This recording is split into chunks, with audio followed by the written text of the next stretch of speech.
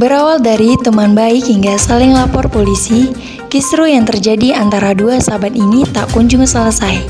Meskipun telah berlangsung selama hampir 15 tahun, kedua sahabat itu adalah Edi Rantau selaku mantan kontraktor listrik yang berdomisili di perumahan Bukit Barisan, Kota Pekanbaru, dan Haji Sugeng Pranoto SOS, oknum anggota DPRD Provinsi Riau dari fraksi PDI Perjuangan.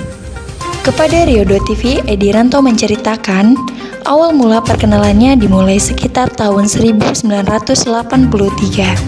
Sampai akhir Edi menjabat sebagai Ketua Dewan Pimpinan Cabang DPC Partai Kebangkitan Bangsa PKB Kota Pekanbaru. Hubungan antara Edi Rantau dengan Sugeng Pranoto makin hari semakin dekat. Silaturahmi mereka juga baik. Dikatakan Edi bahwa Sugeng pada saat itu ikut mendampingi kemana saja. Bahkan Edi Rantau menyebut dulunya Sugeng Pranoto hanya seorang tukang bakso keliling.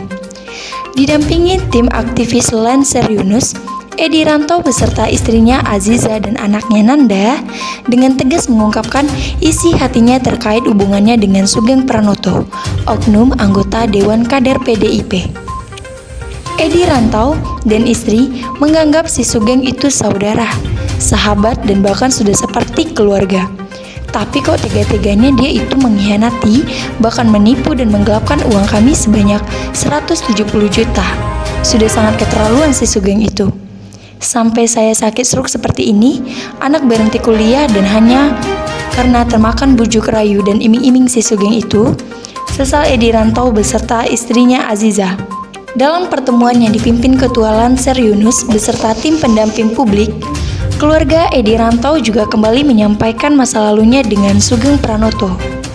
Sugeng Pranoto itu juga pernah membujuk rayu kami agar mau memberikan uang untuk usaha pembangunan mal di Jalan Garuda Sakti Panam.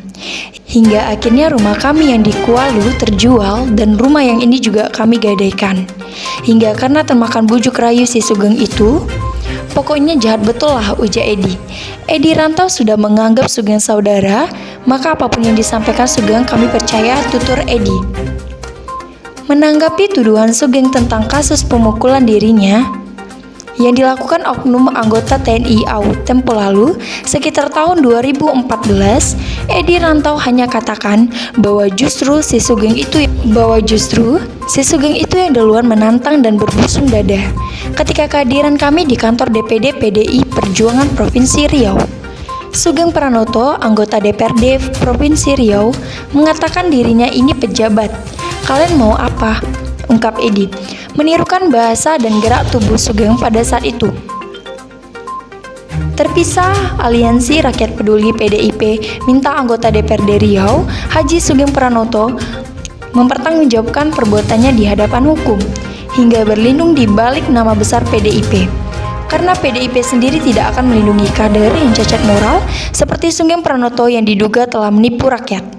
Demikian ungkapan Koordinator Aliansi Rakyat Peduli PDIP Riau, Kennedy Sentoso pada hari Kamis 1 Juli 2021. Menurut Kennedy, PDIP sebaiknya segera memecat kader yang bermasalah seperti Sugeng Pranoto, mengingat korbannya menjadi sengsara hidupnya akibat ulah anggota dewan dari daerah pemilihan Inhu Kwan Sing itu.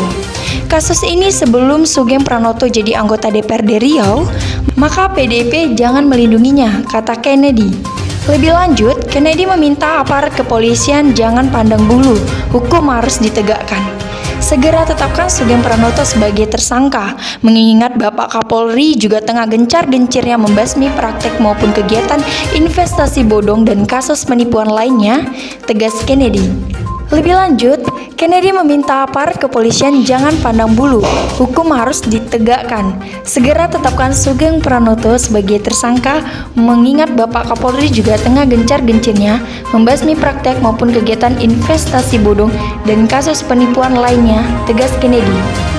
Kronologis dari bahwa oknum anggota Dewan Perwakilan Rakyat Daerah DPRD Provinsi Riau, inisial SP, juga telah dilaporkan ke Polresta Pekanbaru atas dugaan perkara penipuan atau penggelapan uang sebesar 170 juta. Edi Rantau selaku korban dan Aziza istrinya selaku pelapor Saat dihubungi wartawan, Senin 28 Juni 2021 mengatakan bahwa keputusan pihaknya melaporkan oknum anggota dewan tersebut lantaran upayanya meminta seraya menagih uang 170 juta itu selama hampir Lantaran upayanya meminta seraya menagih uang 170 juta itu selama hampir 15 tahun lamanya. Kata Edi akhirnya dilaporkan ke Polresta Pekanbaru. Proses pelaporan itu langsung didampingi oleh tim aktivis Lancer Yunus. Perlu diketahui bahwa peristiwa penitipan uang 170 juta rupiah itu terjadi sebelum oknum anggota dewan itu masih berstatus rakyat biasa. Karena berlangsung lebih kurang 10-15 tahun lamanya, Edi menyampaikan bahwa SP adalah pembohong, pengkhianat, dan penipu. Apa yang dikatakannya semuanya bohong, tegas Edi. Bagi Edi, anggota Dewan Kader PDIP Sugeng Pranoto itu penuh dengan kemunafikan, dusta, dan akal bulus. Si Sugeng itu adalah anggota dewan yang kalau berjalan sangat cepat, bahkan dia sering lari. Kalau kami datang ke kantor DPRD, sebut Edi dan anaknya Nanda. Di tempat yang sama, aktivis Lancer Yunus selaku Ketua DPD Akrindo Provinsi Riau yang turut mendampingi Edi Rantau mengatakan bahwa proses meminta kembali uang tersebut dilakukan dengan berbagai macam pola, mulai dari menghubungi, mendatangi, dan menagih, hingga ke rumah pribadi. Bahkan mendatangi kantor DPD PDI Perjuangan maupun ke kantor DPRD Provinsi Riau, Jalan Jenderal Sudirman Pekanbaru. Pada akhirnya, ikhtiar tersebut belum menemui titik terang, kata aktivis Lancer Yunus beserta sekretarisnya Saiful Nazli Lubis. Pihak tim aktivis Lancer Yunus turut serta mengikuti dan mengawal kasus ini karena kira-kira pada akhir tahun lalu pihaknya menerima pengaduan dari keluarga Edi Rantau dan Aziza beserta anaknya yang bernama Nanda. Setelah menerima mandat kuasa pendamping insidentil, maka proses tersebut kami lanjutkan kembali, ungkap aktivis Lancer Yunus, Ketua DPD Akrindo Provinsi Riau pada hari Senin 28 Juni 2021. Setelah sekian lama berproses, akhirnya pihak tim aktivis Lancer Yunus melibatkan rekan kerja dari PT Satria Komodo Indonesia Sakoy, sebuah perusahaan yang berbadan hukum tetap. Setelah itu, kemudian tim dari PT Sako bertemu Edi Rantau dan keluarga di rumahnya di perumahan Bukit Barisan Kota Pekanbaru, di mana pertemuan tersebut sebagai tindak lanjut penerbitan surat kuasa permintaan dan penagihan uang 170 juta rupiah. Setelah tim PT Sakoy memperoleh surat kuasa penagihan dan segera bekerja, kemudian pada hari Jumat yang lalu 25 Juni 2021, oknum anggota Dewan Sugeng Pranoto beserta istrinya melaporkan tim dari PT Sakoy ke Mapolresta Pekanbaru dengan tuduhan perbuatan tidak menyenangkan. Menurut tim aktivis Lancer Yunus oleh Mahkamah Konstitusi MK Republik Indonesia, karena justru di pasal tersebut keadilan dan kepastian hukum sulit diperoleh masyarakat. Karena permasalahannya semakin rumit, pihak tim aktivis Lancer Yunus segera mengurus segala sesuatunya terkait dengan upaya penyelesaian perkara tersebut melalui penasehat hukum PH dari PT Sakoy, bahwa delik hukum perkara perbuatan yang tidak menyenangkan tersebut telah dimentakan Dr. Rusdi Nur. Upaya penyelesaian itu juga telah dilakukan oleh tim aktivis Lancer Yunus. Esoknya, Sabtu 26 Juni 2021, pihak tim aktivis Lancer Yunus juga menghadiri langsung korban penipuan dan penggelapan uang 170 juta milik Edi Rantau beserta istrinya Aziza ke Polresta Pekanbaru. Dengan kondisi yang baru dalam proses pemulihan akibat penyakit stroke, suami istri itu mengabarkan bahwa dirinya tengah berada di Mapolresta Pekanbaru. Kemudian sempat dibawa ke lantai 3, gedung belakang Resmob Satreskrim Polresta Pekanbaru. Kemudian mereka diarahkan kembali dan dibawa ke ruang SPKT Polresta Pekanbaru. Edi mendapatkan surat tanda bukti lapor dengan nomor STTLP-344-7-2021-SPKT Unit 2 Resta Pekanbaru. Tentunya kasus ini akan menjadi perhatian publik dan diharapkan sesuai dengan semangat jargon Polri, yakni presisi, apalagi saat ini Polri sedang ulang tahun yang ke-75. Apakah pihak kepolisian berani mengusut tuntas kasus tersebut? Kendali terlapor adalah oknum anggota dewan yang terhormat, kata Larsen Yunus didampingi sekretarisnya Saiful Nazilil Lubis. Pihaknya berharap semoga saja ikhtiar ini dapat membuka hati nurani kita semua bahwa yang namanya tindakan zolim harus dilawan terhadap siapapun itu, seperti kasus yang sedang berproses tersebut. Dari Pekanbaru, Delia Afni melaporkan. Mencari saya, menuduh saya bahwa saya itu ada di dalam rumah. Akhirnya ketika anak saya itu pulang sholat Jumat, ya, yang masih SMK, SMA, anak saya diikuti, ya, mau ditutup biasa kan, kalau rumah kita kan tentu gitu kan, mau ditutup dihalang-halangi, dan mereka akhirnya bisa masuk terobos tanpa izin, tanpa kita izinkan, langsung terobos beramai-ramai di situ dan menguasai rumah lah seperti itu. Anak saya kan ketakutan melihat orang, maaf cakap, ya kan, kalau macam Afgan artis itu ya, atau siapa lagi artis-artis itu ya, kan serem-serem orangnya. Saya merasa ketakutan. Nah terus itu MCP lampu juga dimatikan. Tambahlah anak-anak yang tadinya mau belajar itu nggak bisa belajar sama sekali. Ya, akhirnya istri saya juga telepon. Nah, kemana ini, ya kan? Nah, kita koordinasi dengan pengacara Pak Indra ini, ya kan? Beliau koordinasi dengan pihak kepolisian. Tapi karena kepingin cepat rasa mencekam itu hilang, akhirnya minta bantu tetangga, ya. Minta bantu tetangga juga gitu, telepon ke pihak kepolisian. Nah, akhirnya kejadian itu sebenarnya mulai pagi, rumah saya dikepung tuh mulai pagi sekitar jam 9:30, sampai akhirnya turunlah tim besar Polresta Kota Pekanbaru, ya kan, ke lokasi perumahan saya di perumahan Simboni Sudirman. Di sini ada alamatnya, saya kasih sekalian rekan-rekan media foto ini. Akhirnya tetangga juga telepon, pihak kepolisian, Polresta juga, pengacara juga saya seperti itu. Datanglah tim busur ini, langsung mereka diangkut semua pakai mobil polisi, diangkut semua, diringkus, dibawa ke Polresta Kota Pekanbaru. Nah sampai di sana nanti saya juga ada fotonya, mereka ditahan di sana, ya, nanti saya bagikan siapa di antara kalian yang mungkin koordinatornya, nanti bisa di-share ke teman-teman, ya, setelah ini. Nah, terus saya juga disarankan oleh pengacara saya datang ke sana sama istri saya karena saya di luar rumah dan istri saya yang ada di rumah dengan anak-anak saya, dan akhirnya membuat laporan. Sebenarnya saya dari dulu tidak pernah melaporkan orang. Ya, dalam catatan saya di kepolisian tidak pernah melaporkan orang, tapi karena keselamatan anak-anak dan istri saya, ya, dan saya sebagai suami harus melindungi mereka, tidak bisa tinggal diam. Kalau saya difitnah sana sini, saya rekan-rekan semua tahu, saya tidak pernah melaporkan orang. Tapi kalau anak istri saya terancam, itu wajib hukumnya buat suami untuk melindungi. Makanya saya lah malam itu juga pulang dari sana sampai jam 1:30 pagi saya. Ya, sampai jam 1:30 pagi baru keluar dari Polresta Kota Pekanbaru. Nah, saya heran melihat rilis berita yang dikeluarkan oleh Larsen Yunus, ya, genderang perang Pak Sugeng sudah memulai.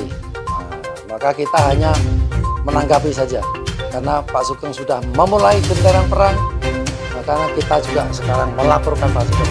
Ya. Sekarang yang menggerutuk rumah saya itu siapa? Yang meneror istri saya dan anak-anak saya itu siapa? Yang memulai itu siapa? Kalau saya, rumah saya nggak diganggu, istri saya nggak diganggu, anak saya nggak diganggu, mana mungkin saya melaporkan? Tapi di rilis berita dibalik faktanya, yang katanya saya justru yang memulai genderang perang. Justru kan mereka yang memulai dulu. Saya nggak akan melaporkan, saya tidak akan memulai kalau tidak digeruduk rumah saya. Itu yang terjadi. Juga diberitakan Larsen Yunus pernah menjadi staf DPRD Provinsi Riau. Saya sudah cek ya di Sekwan. Tidak pernah sekian ratus orang ya kan menjadi staf ya kan di Sekwan ini yang namanya Larsen Yunus. Mungkin itu untuk menaikkan, saya nggak tahu alasannya apa. Kenapa dia mengklaim pernah jadi staf di DPD Provinsi. Itu tidak betul ya. Dan saya dituduh juga punya hutang. Sampai hari ini demi Allah ya, saya tidak ada hutang. Ya seperti yang dituduhkan ditulis itu. Saya tidak ada hutang. Makanya karena dituduh selalu hutang, saya tidak akan pernah menanggapi terus. Nah, terkait hutang-hutang yang menurut mereka itu ada pada saya, ya kan? Pada waktu itu mungkin teman-teman masih mencatat ya bahwa kalau tanggal saya lupa, tapi bulannya saya ingat. Bulannya Februari, tahun 2015 ya. Larsen Yunus yang mengaku sebagai kuasa dari Edi Rantau yang katanya punya hutang atau menghutangkan sama saya. Itu kan Edi Rantau sama istrinya Azizah ya, sama anaknya yang namanya Nada, bertiga itu membawa waktu itu oknum anggota TNI Auri. Februari, saya tanggalnya lupa, Februari tahun 2015 ke kantor PDIP Provinsi Riau di Jalan Sudirman ya, teman-teman tahu alamatnya itu ya. Di sana saya mulai jam 2 rapat pengurus DPD PDI Perjuangan Provinsi Riau, ditunggu sampai jam 5 sore, ditunggu ya kan. Akhirnya saya di macam-macam ya, dibentak yang macam-macam, dan akhirnya terjadi pemukulan ya sekitar di atas jam 10, entah persisnya jam berapa malam itu. Akhirnya saya hampir tidak sadarkan diri, yang pasti saya tumbang karena pukulannya cukup keras di ulu hati. Saya tidak mampu untuk berdiri waktu itu dan dibawa ke rumah sakit Awal Bros, dan berita itu langsung berita viral kemana-mana. Besok paginya Komandan dan Lanut Auri minta maaf ya kan, dan seluruh biaya ditanggung oleh pihak Auri, dan yang bersangkutan langsung ditahan ya, yang bersangkutan itu langsung ditahan. Oknum yang dibawa oleh tadi Edi Rantau, istrinya Azizah, dan anaknya Nada membawa TNI tadi. Itu kejadian tahun 2015 bulan Februari. Nah, itulah yang pertama. Nah, yang kedua ini rumah saya digeruduk ya kan. Nah, dengan Edi Rantau sama ya kan, dia ada komunikasi dengan Larsen Yunus ya kan. Larsen Yunus ada komunikasi dengan PT Satria Komodo Indonesia. Nah, akhirnya terjadi peristiwa yang kedua seperti ini. Nah, dan yang pertama tadi saya bilang Februari tahun 2015 itu juga karena saya di rumah sakit, saya nggak bisa melaporkan kan. Yang melaporkan istri saya. Tapi penyidik datang semua, baik penyidik dari kepolisian, ya kan, Mapolresta, maupun dari pihak Auri datang menjumpai saya sambil terbaring di rumah sakit. Mereka menanyakan perihal peristiwa itu, ya kan. Artinya lagi-lagi saya melaporkan karena teraniaya. Kalau tidak dianiaya, saya tidak akan melaporkan. Itu yang pertama. Yang kedua, keluarga saya juga merasa teraniaya, terancam, dan diteror, makanya juga laporan lagi. Itu. Jadi saya tidak pernah melaporkan hal lain kecuali posisi saya atau keluarga saya merasa terancam. Seperti itu kawan-kawan ya. Terus berikutnya lagi mungkin karena dia kelihatan tuh menyerang kita sekarang ini dengan melaporkan tuduhan hutang dan sebagainya. Mungkin waktu dekat nanti ya kan kita juga akan meminta file kepolisian yang kemarin saya minta dipending dulu. Waktu bulan Februari 2015 itu kan saya sering ditanya, Pak kapan dilanjutkan? Ya kan? Saya bilang pending dulu. Ya kan? Kalau pihak Edi Rantau ya kan itu tidak melakukan aksi ya kan kekerasan lagi atau aksi lain, ya biarlah itu dipending terus. Tapi kalau melakukan aksi, nah kayak gini kan, melakukan aksi lagi dia, ya kan, dengan menggeruduk rumah saya. Nah, saya akan lanjutkan lagi yang peristiwa tahun 2015 itu. Itu janji saya. Makanya mungkin waktu dekat didampingi pengacara saya akan melanjutkan itu karena saya pikir tidak melakukan aksi, ternyata melakukan aksi yang kedua kan. Nah, seperti itu kawan-kawan. Jadi mohon ini sebagai pelurusan berita yang beredar dan saya sengaja diam dulu sambil melihat apa aja komentarnya si Larsen Yunus ini ya.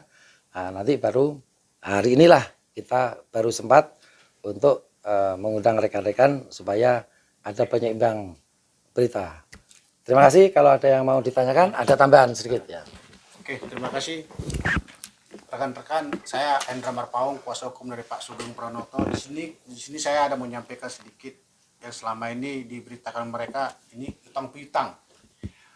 Karena ini sebelum yang saya dengar ini utang piutang, kalau saya jajaki selama ini ketemu dengan mereka dan saya konfirmasi Pak Sugeng, ini bukan utang piutang, ini murni namanya usaha.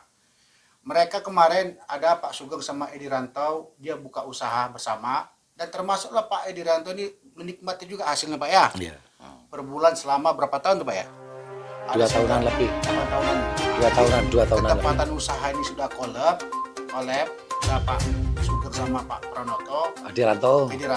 Nah, mungkin di sinilah ditengok Pak Sugeng ini dia juga sebagai pejabat anggota dewan. Nah, di sinilah mereka mencari terus masalah yang dibunyikan utang-utang. Karena kemarin saya bilang sama mereka waktu saya jumpa sama mereka di Jiku Jalan Riau. Saya bilang kalau mereka kalau Pak Sugeng memang murni ada utang, ya laporkan aja utangnya itu. Laporkan secara pidananya. Karena memang kalau nggak dibayar, Pak juga secara perdata saya bilang. Karena Mas Sugeng selama ini tidak pernah merasa dia punya utang. Ini murni memang usaha bersama. Mereka ini ada join bagi hasil.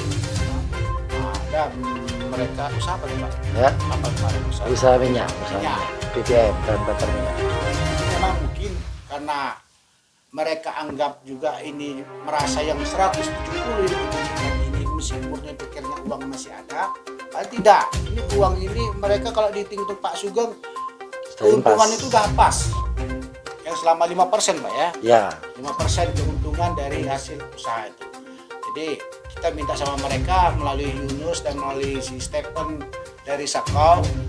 Saya silakan, gini aja kawan-kawan. Kita gugat aja Pak Sugeng kalau memang klien saya punya utang di sini. Jadi dia bilang saya tidak punya kuasa untuk menggugat. Jadi cara apa mau kalian cari? Saya pesan sama mereka kalau kalian sempat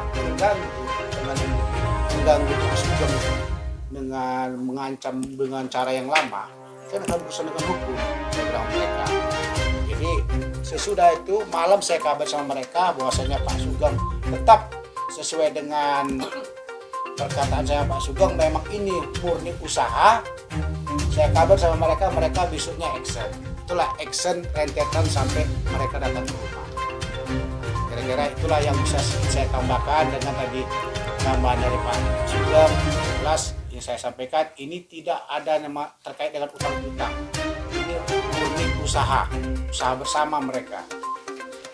Dan di sini juga Pak Edi Rantau juga menikmati hasil dari perbulannya Pak ya. Ya. Jadi gimana? Enggak minyak BBM solar. Jadi latar belakang sekali lagi rekan-rekan, latar belakang saya melaporkan tuh bukan soal bisnis, bukan soal yang lain, tapi semata-mata saya melindungi keluarga saya, istri dan anak saya, karena rumah saya diacak-acak, digeruduk, diteror. Itulah latar belakang. Kalau nggak itu saya nggak akan melaporkan. Laporannya kemarin, peristiwa itu kan tanggal 25 hari Jumat, Juni. Langsung malamnya. Malam sekitar jam 10. Ada nanti. Oh boleh. Boleh. Mau dipoto.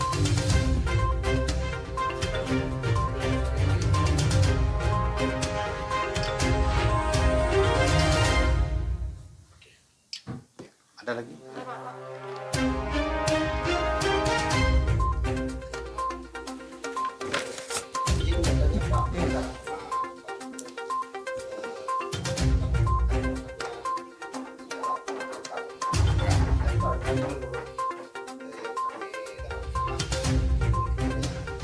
redaksi yang dibuat oleh wartawan ya.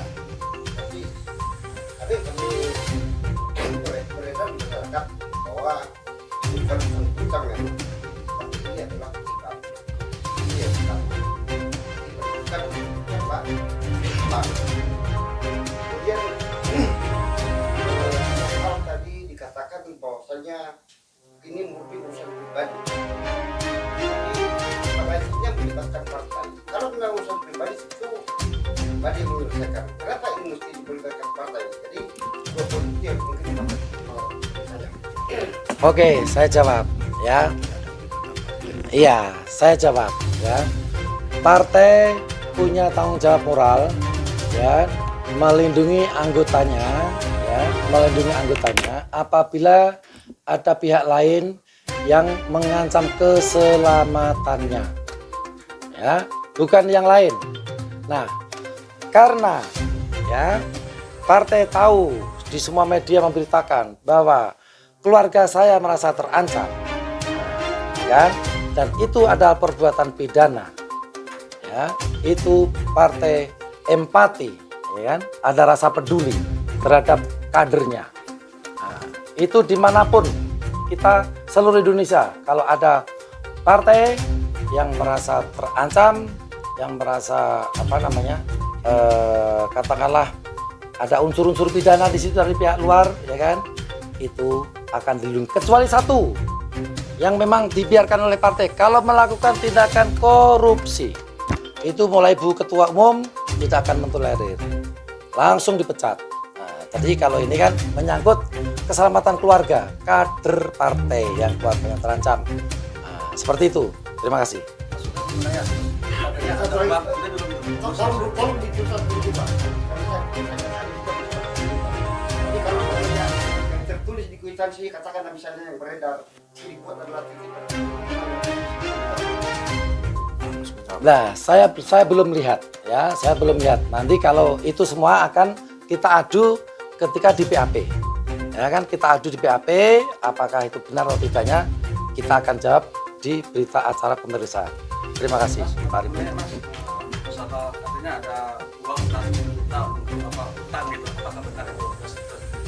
Nah, itu ya sekali lagi ya kan, kata-kata saya utang 170 itu pasti tidak benar. Nah, itu tidak benar, saya bertanggungjawabkan. Dan nanti akan kita buktikan semua di PAP di kepolisian. Terima kasih. Oke Pak, karena ini rentetannya bisnis, usaha kerjasama dengan Widiranto itu sejak tahun berapa? Itu berlangsung dari tahun 2010. Ya kan, tahun 2010 dan pada Tahun berapa? apanya? Oleh usaha itu tahun berapa? Tahun 2012. Iya, 2012. Walaupun collab, saya masih juga kasih bulanannya, cuma tidak seperti waktu sehat, ya kan? Dan itu kita sudah dudukkan bersama-sama. Berarti usaha itu hanya berjalan 2 tahun Pak ya? Iya. Itu terjadi dengan biaya Bapak Tahun 2015 Februari. Apa Iya. alasannya hingga sampai 2021? Apakah tidak ada penyelesaian secara prestasi individu atau keluarga dengan mereka? Karena mereka selalu, Pak Ediranto itu selalu ya kan, ini dikaitkan dengan hutang, dan saya tidak pernah menerima ya kan bahwa itu tuh hutang ya kan. Nah, mereka Pak Ediranto, istri dan anak ya kan, selalu membawa orang luar. Contoh yang 2015 tadi ya, membawa oknum TNI yang sudah kena sanksi.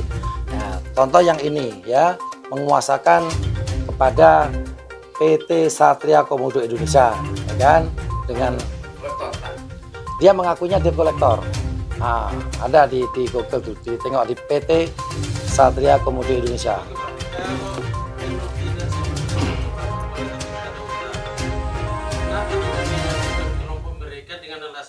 Kalau Bapak tidak merasa, Saya sekali lagi, kalau pribadi saya, insya Allah ya kan, saya tidak ada niat melaporkan.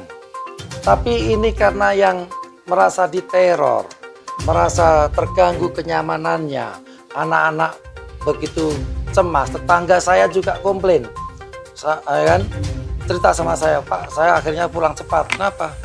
Depan rumah saya itu, anak saya yang kecil kelas 3 atau kelas 2 SD itu telepon, Pak cepat pulang Pak, ada apa? Ini orang rame Pak, orangnya besar-besar begini-begitu. Nah, karena kondisi seperti itulah saya melaporkan. Kalau untuk pribadi saya tidak ada kepingin memenjarakan orang, itu tidak ada. Asli, saya tidak ada niat itu. Ini semata-mata saya melindungi keluarga saya. Terima kasih. Dari media mana? Maaf. Oke, masih. Mas, terus kelanjutannya gimana Mas? Mana? Kelanjutannya apa lagi? Ya kelanjutannya karena mereka melaporkan saya, ya kan? Nanti tentu saya akan memberikan keterangan. Ya, saya akan memberikan keterangan sesuai apa yang terjadi di lapangan, ya kan? Ya, termasuk tadi yang saya bilang, saya sebenarnya tidak ada merasa melaporkan, tapi ini sudah saya melindungi keluarga saya. Kalau pribadi saya tidak pernah melaporkan, karena anak saya dan istri saya diganggu, diteror. Saya sebagai suami, sebagai bapak dari mereka punya tanggung jawab moral untuk melindungi, dan itu wajib. Artinya kita terus menuntut hukum. Ya, seperti itu. Nah, karena keterpaksaan, sebenarnya karena keterpaksaan. Itu nanti setelah nanti ibaratnya ada itikat baik dari mereka, ya kita buka. Tapi kalau nggak ada itikat baik, macam mana kita buka? Nah itu sebenarnya. Soalnya kita sudah 2 kali, ya kan, menggunakan cara-cara kekerasan seperti itu. Siap.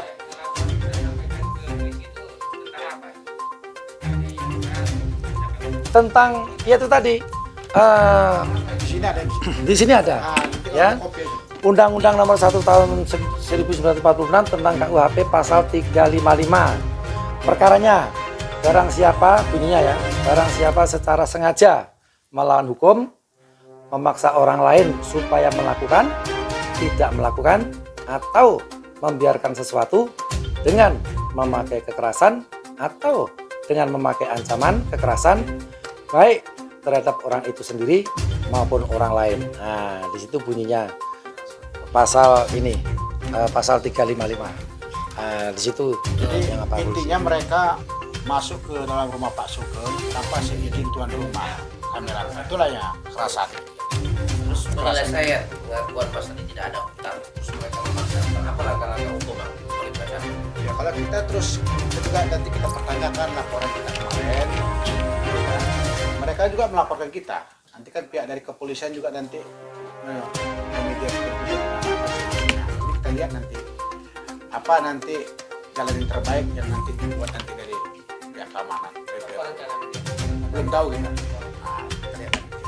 Pak, ini dilaporkan siapa nih Pak? Enggak. Haji Zakai dilaporkan atau beda sampai ya? Di sini yang kita laporkan kemarin itu Sapul.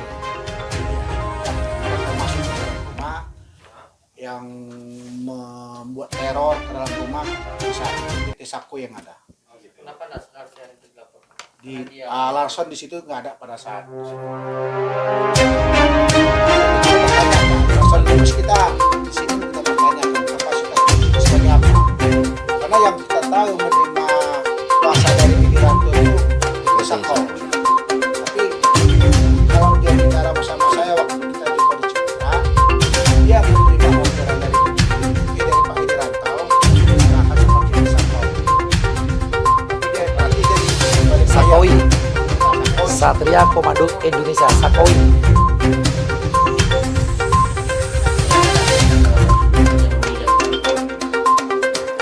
Jadi saya terangkan kalau mereka mengatakan itu titipan itu masalah ya bahasa di media. Kalau dari klien kita itu ini orang Bersama. sama seharusnya bersama. Dan mereka juga nggak mengerti ya kira-kira mau dipertanyakan lagi? Maaf ya, telat saya memberikan klarifikasi. Mudah-mudahan kerjasama dengan DPR tetap berjalan bagus. Oke. Terima kasih. Nanti saya kirim.